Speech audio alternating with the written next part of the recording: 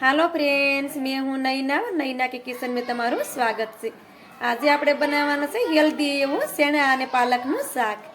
આ રીતે શાક બનાવીને તમે રોટલી અથવા બાજરીના રોટલા સાથે પણ ખાઈ શકો। તો ચાલો રેસીપી ચાલુ કરીએ। શાક બનાવવા અહીંયા આપણે અડધો વાટકો ભરીને બાફેલા શેણા લીધા છે। શેણાને મેં રાતે પલાળી દીધા હતા ને શેણા સારી રીતે પલળી ગયા હતા। પછી તેને મેં કુકરમાં નાખીને બાફી લીધા છે।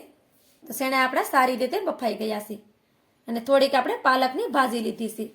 આપણે એકલી પાલકની ભાજી બનાવીએ તો કોઈને ભાવતી નથી, પણ આજે આપણે નવી રીતે શાક બનાવશું તો તમે ખાતા નહીં ધરાવ, કેમ કે બહુ ટેસ્ટી બને છે।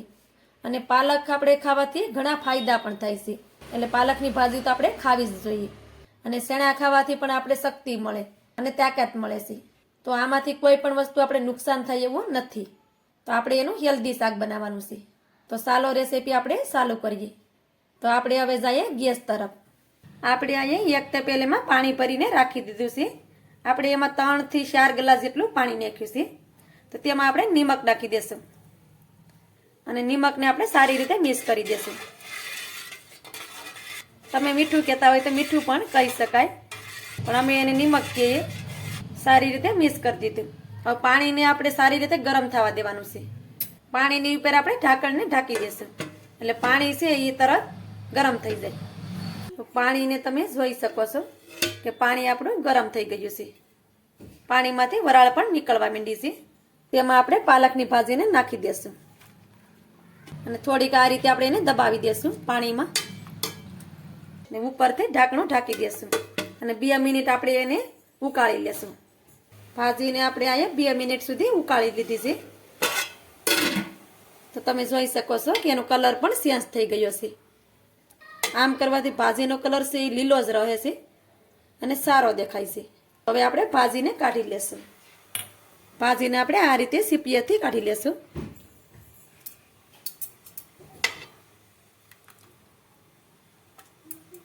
ઠંડીમાં પાલકની ભાજી બહુ મળે છે માર્કેટમાં, તો તમે પણ આ રીતે શાક બનાવીને ખાજો, કેમ કે આ શાક બહુ ટેસ્ટી લાગે છે। ને કોઈ પણ આ પાલકનું શાક ખાવાનું ના પડતા હોય ને એ પણ આ શાક ભાળીને ખાય, કેમ કે ટેસ્ટી એવું બને છે। તો આપણે આ પાલકની ભાજીને કાઢી લીધી છે, તેને આપણે ઠંડી કરવા રાખી દઈશું અને ત્યાં સુધી આપણે આ વઘાર કરીશું। વઘાર કરવા માટે આપણે કઢાઈ લીધી છે ને કઢાઈમાં આપણે 2 ચમચી ભરીને તેલ નાખશું। તો આપણે આ 2 ચમચી ભરીને તેલ નાખી દેવાનું છે। તેલને આપણે સારી રીતે ગરમ થવા દેશું।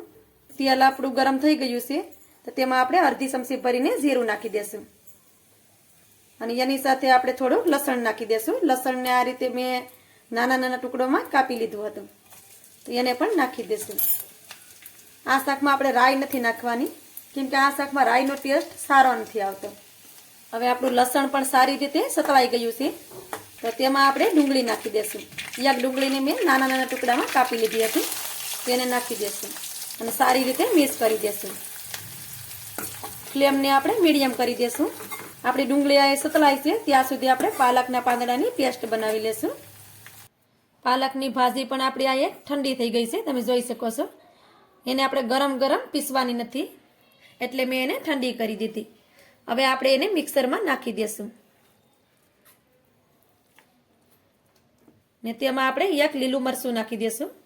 એને મેં આ રીતે ટુકડા કરી લીધા હતા ને આપણે એમાં 2 ચમચી જેટલું પાણી નાખી દેશું। હવે આપણે મિક્સરનું ઢાંકણું બંધ કરી દેશું ને તેની આપણે પેસ્ટ બનાવી લેશું।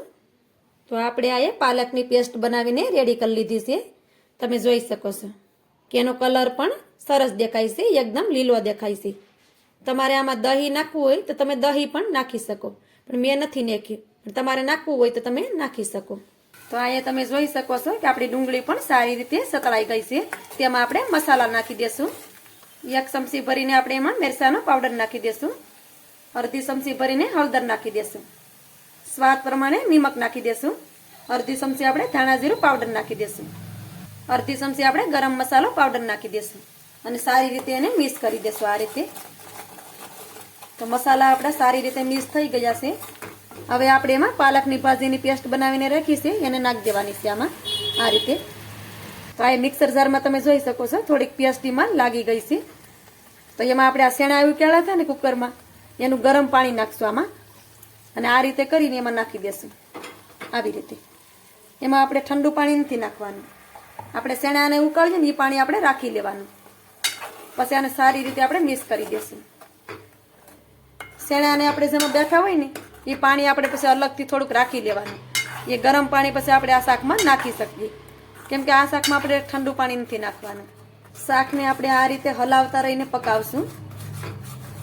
શાકને આપણે અહીંયા 1 મિનિટ સુધી પકાવ્યું છે ને તમે જોઈ શકો છો તેનો કલર પણ ચેન્જ થઈ ગયો છે.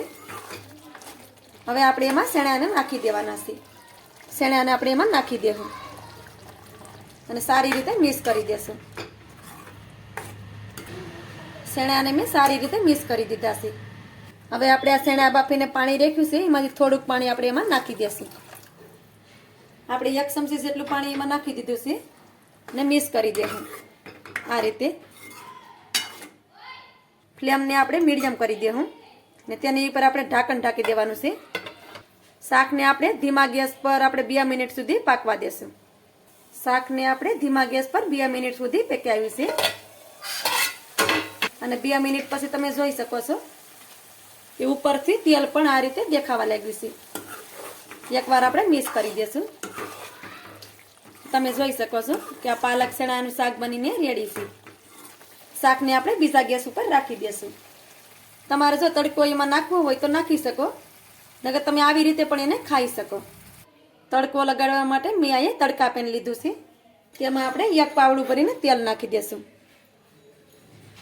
તેલને પહેલાં ગરમ થવા દેશું. આપણે તેલ ગરમ થઈ ગયું છે તો તેમાં આપણે થોડુંક લસણ નાખી દેશું. ગેસને આપણે બંધ કરી દેશું કે લસણ બળે નહીં. લસણ સારી રીતે સતળાઈ ગયું છે. હવે આપણે તેમાં 1 ચમચી ભરીને મરચું નાખી દેશું. તો આ તડકાને આપણે શેણા પાલકના શાક ઉપર નાખી દેશું. તો તડકાને આપણે શાકમાં નાખી દેવાનું છે. આ રીતે આવી રીતે તમે શેણા પાલકનું શાક બનાવશો તો ખાતા નહીં ધરાવ. ને જે લોકો પાલક ખાવાનું પસંદ નથી કરતા એ પણ આ શાક બળીને ખાશે. એટલે આવી રીતે તમે શાક જરૂરથી બનાવજો. હવે તેની ઉપર આપણે લીલા ધાણા નાખી દેશું. તો તમને મારી આ શાકની રેસીપી કેવી લાગી? જો તમને આ શાકની રેસીપી સારી લાગી હોય તો લાઈક, સબસ્ક્રાઈબ, કોમેન્ટ કરવાનું ભૂલતા નહીં અને તમારા ફ્રેન્ડ્સ અને ફેમિલીમાં શેર કરજો. તો મળશું આવી જ એક નવી અને હેલ્ધી રેસીપીની સાથે. ત્યાં સુધી બધાને જય માતાજી.